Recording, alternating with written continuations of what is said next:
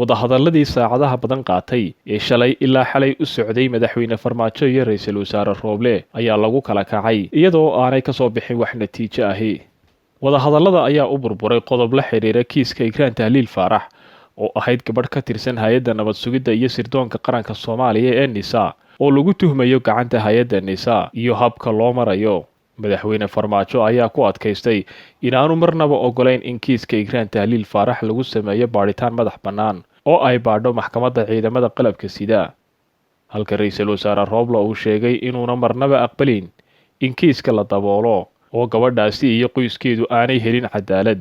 xubno ku dhow madaxda Galmudug iyo Koonfur Galbeed oo wada dhexdhexaadinta ayaa sheegay in ay aad ula yaaban yihiin sababta uu madaxweyne farmaajo cadaaladda ugu diidan yahay Ikraan Tahliil iyo qoyskeeda. wararka qaar ayaa sheegaya inay suurtagal tahay in uu aad u ilaalinayo taliyihii hore ee hay'adda NISA Fahad Yaasiin Xaaji Daahir, ama laga yaabo in kiisku uu madaxweynaha laftiisa lagu halagelayo. waxaa sidoo kale la isku mari waayay qodob la xidhiidha cidda noqonaysa taliyaha cusub ee hay'adda nabad sugidda iyo sirdoonka qaranka ee NISA, kadib markii labada taliye ee ay soo kala magacaabeen Farmaajo iyo Rooble la isla ogolaaday in meesha laga wada saaro islamarkaasina mid cusub la magacaabo.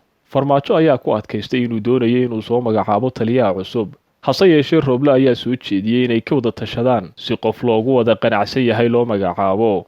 macadda waxaa xigi doona burburka wadahadallada iyo cidda ay guusha siyaasadeed ku dambayn doonto. hase yeeshee ra'iisul wasaare Rooble ayaa maalmihii tegay dib u dhigayay qorshe uu xarunta NISA ku geynayo taliyaha cusub ee NISA Bashiir Maxamed Jaamac Goobe, iyada oo xarunta aageeda ay joogaan ciidamada duufaan ee taageersan farmaajo, halka xarunta ay haystaan ciidamada waran ee taageersan Rooble. wararka ayaa sheegaya inuu ra'iisul wasaare Rooble diidan yahay inuu sabab u noqdo isku dhac ciidan oo ka dhaca Muqdisho, iyo in lagu eedeeyo inuu isagu weerarka bilaabay. ayaa doonayay inuu wadahadallada fursad siiyo, balse ma cadda tallaabada uu hadda qaadi doono. dhanka kale, ra'iisul wasaaraha Soomaaliya Maxamed Xuseen Rooble ayaa ku amray wasaaradda maaliyadda inaysan bixin karin lacag aanu isagu saxeexin, isla markaana aan ogolaansho loo haysan. warqadda amarka lagu bixiyey oo loo diray wasaaradda maaliyadda 9kii bishan ayaa waxaa sidoo kale la ogeysiiyey xisaabiyaha guud, guddoomiyaha baanka dhexe iyo hantidhowraha guud ee qaranka. ra'iisul wasaaraha ayaa sidoo kale si gaar ah u xayiray in ogolaansho la'aantiisa la isticmaalo lacagaha hay'adda IMF ee qoondada dowladda federaalka ah ee loo yaqaano SDRS. Rooble ayaa sheegaya in iyada oo laga ambaqaadayo marxaladda kala guurka ah ee dalku marayo iyo baahida loo qabo in taxadar dheeraada loo yeesho hanaanka kharash bixinta dowladda federaalka ee Soomaaliya iyo isticmaalka qoondada lacagta IMF ee loo yaqaano SRDS. uu amray wasaaradda maaliyadda ee ay warqadani sida tooska ah ugu socoto in aan la bixin karin wax kharash noocii doona ha ahaadee ilaa ogolaansho laga helo ra'iisul wasaaraha, mushaharka ciidamada iyo shaqaalaha, raashinka ciidamada, mashaariicda iyo wixii kale ee kharash lagama maarmaan u ah adeega dowladda. waa in marka ay mas-uuliyiinta wasaaraddu waajibkooda shaqo ka gutaan ay ogolaansho ka helaan xafiiska ra'iisul wasaaraha inta aan la bixin wax lacag ah. waxa lacaga lagama soo qaadi karo qoondada DFS ee lacagta hay'adda IMF ee loo yaqaano SDRS iyada oo aan ogolaansho laga helin ra'iisul wasaaraha Soomaaliya. ma jirto wax kale oo iska bedelay shaqada hay'adda dowladda ee warqadani ku socoto, ayaa lagu yidhi warqadda ka soo baxay xafiiska ra'iisul wasaaraha ee lagu amrayay wasaaradda maaliyadda inay la socodsiiso kharashaadka ay bixinayso ra'iisul wasaaraha. wararka kalena waxaa ka mid ah wafdigii ka socday qaramada midoobay oo 5 qodob kala hadlay madaxweyne farmaajo. madaxweyne Maxamed Cabdullaahi Farmaajo ayaa madaxtooyada ku qaabilay wafdi heer sare ah oo ka socda qaramada midoobay oo ay hogaaminaysay ku-xigeenka xogayaha guud ee qaramada midoobay Marwe Aamine Jeen Maxamed. sida lagu sheegay qoraal ka soo baxay Villa Soomaaliya, Farmaajo iyo ku-xigeenka xogayaha guud ee qaramada midoobay ayaa ka wada hadlay 5 qodob oo kala ah arrimaha horumarinta bulshada, xoojinta xiriirka wada shaqaynta qaramada midoobay iyo Soomaaliya, dhamaystirka doorashooyinkii dalka, awoodsiinta siyaasadda ee haweenka, iyo sidii loo dardargelin lahaa howlaha hortebinta u leh shacabka Soomaaliyeed.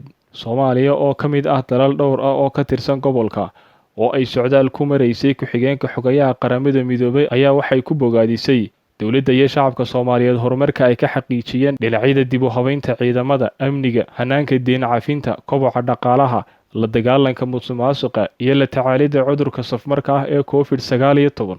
Farmaajo ayaa la wadaagay ku-xigeenka guud ee qaramada midoobay Aamine Jeen Maxamed sida ay dowladda federaalka ee Soomaaliya uga go'an tahay ilaalinta xuquuqda aadamaha iyo hirgelinta xeerarka asaasiga u ah dowlad wanaagga. Waxa uuna uga mahad celiyay qaramada midoobay taageerada ay siiyaan shacabka Soomaaliyeed, ayaa lagu yidhi qoraal ka soo baxay Villa Soomaaliya. Kulanka waxaa ka qayb galay wasiirka wasaaradda qorsheynta mudane Jamaal Maxamed Xasan, wasiiru dowlaha madaxtooyada Xasan Macalin Khaliif, iyo la taliyaha madaxweynaha ee arrimaha doorashooyinka Cabdi Cali Raage. Dhanka kale waxaa goobjoog ka ahaa ergeyga gaarka ah ee qaramada midoobay mudane James Swan. Wararka laga helaya gobolka Soolna dad ayaa loo soo qabqabtay xubin golo deegaan oo xalay lagu dilay Laascaanood. Ciidamada ammaanka ee Somaliland ayaa saaka iyo xalay howlgal ballaadhan oo ay ka sameeyeen Laascaanood kadib dilkii loo geystay xildhibaan Cabdirasaaq Axmed Cilmi oo loo yaqaanay Cardoofe oo ka tirsanaa golaha deegaanka ee Laascaanood. Duqa degmada Laascaanood Cabdixakiin Cali Ismaaciil oo u warramay warbaahinta qaar ayaa shaaca ka qaaday in dad lagu tuhmayo loo soo qabqabtay dilka marxuumka. Sidoo kale waxa uu tilmaamay in haatan ay socdaan baadhitaano dheeraad ah oo lagu kala saarayo dadka ay hayaan ciidamada boolisku, kadibna qofkii ku lug yeesha kiiska la maxkamadayn doono, halka shakhsiyaadka kale ee wax lagu waayo xorriyaddiisa loo soo celin doono. Cabdixakiin Cali ayaa sidoo kale intaasi ku daray inay faahfaahinta rasmiga ah ee baadhitaanka socda dib ka shaacin doonaan.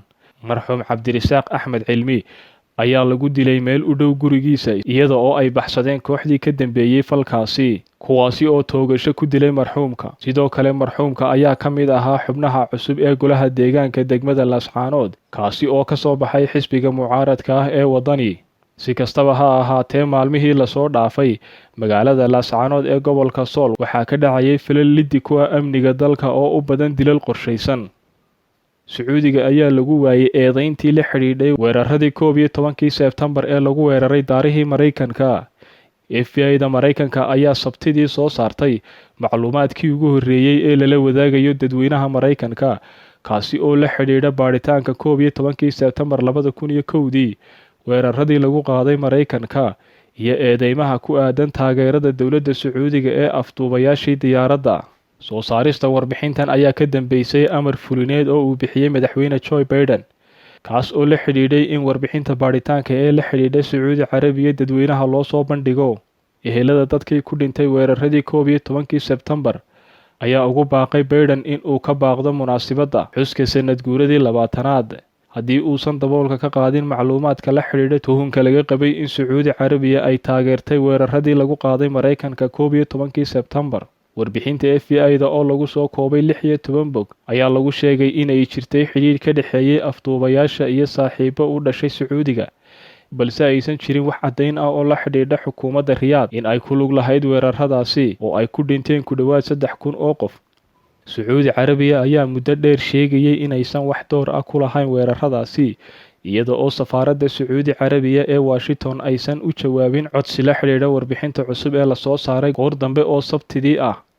15 ka mid ah 19 qof ee diyaaradda afduubay ayaa u dhashay dalka Sacuudi Carabiya. Guddi ka tirsan dowladda Mareykanka ayaa waayay wax caddayn ah oo sheegaya in Sacuudi Carabiya ay si toos ah u maalgelisay Al-Qaacida oo ay Taliban ku qarinaysay Afghanistan.